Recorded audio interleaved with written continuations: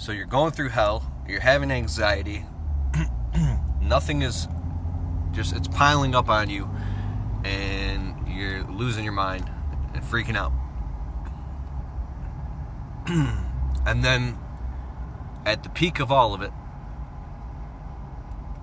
when you pass through, like it's a sack of negative energy. It forms a sack, and it pulls and it pulls, and it stretches so much, and it's so heavy that they can't bear it anymore.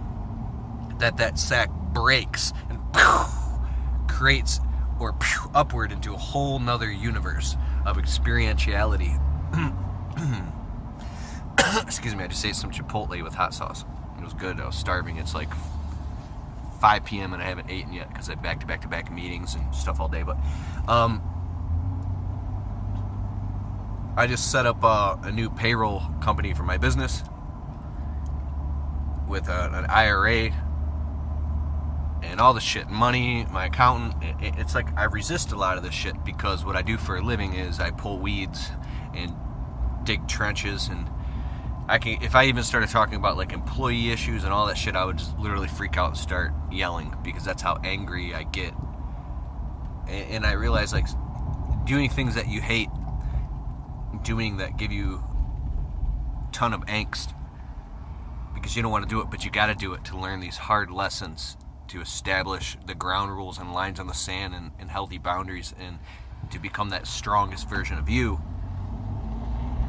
is so important and preliminary to who you're going to become. Because then when you start facing real challenges and issues, then it will be nothing to you. Can you think of something in your life that you went through that was a hell? It was very painful, but now it made you, a much better, greater person. It was a very powerful lesson.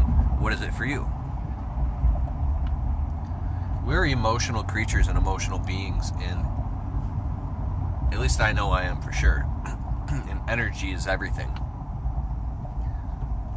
So it's no wonder that when you mix the world of spirit or faith or who you are inside with that of a world of commerce and laws and legal and entity and paperwork and taxes and licenses and registrations and fees and all this shit, it's no wonder that you can get really, worked up and feel agitated, because it's the opposite of art. It's the opposite of of passion. It's DeFi, right? And I think to hang on to the point that and know that you are already exonerated, that you are already forgiven, it's very hard to do when you are you're like, what are you talking about, Kelphus? Look up a guy named Kyle Cease. Kylecease. This dude, it's just videos of him standing and talking, but the shit he talks about literally could heal your life.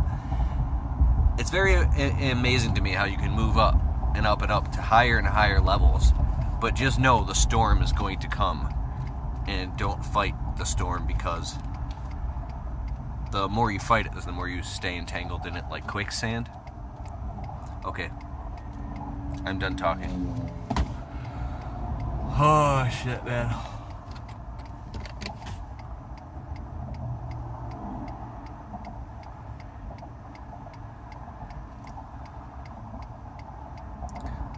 Life is good. Here's another interesting point, and I'll go.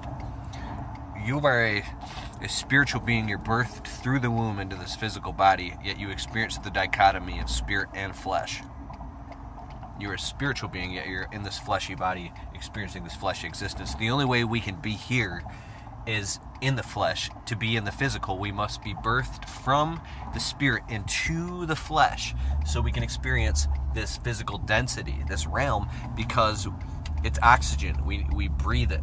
We drink water, we eat the food, we eat of the earth, we eat the animals, we eat the plants. We walk on the ground, which gravity is, right? It's a third density.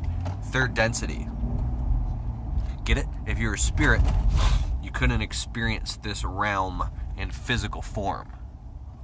That's why you have to be birthed through a birth canal, and you have to come... The fuck? This guy's driving like a maniac. So, like when Neo in the Matrix was unplugged and he, you know, they say you're birthed into it, you're birthed into the Matrix. The only way to get here on this, into this illusion or this realm or this density, is to be birthed. You have to be birthed through a physical body into this realm. Get it? Ha ha ha.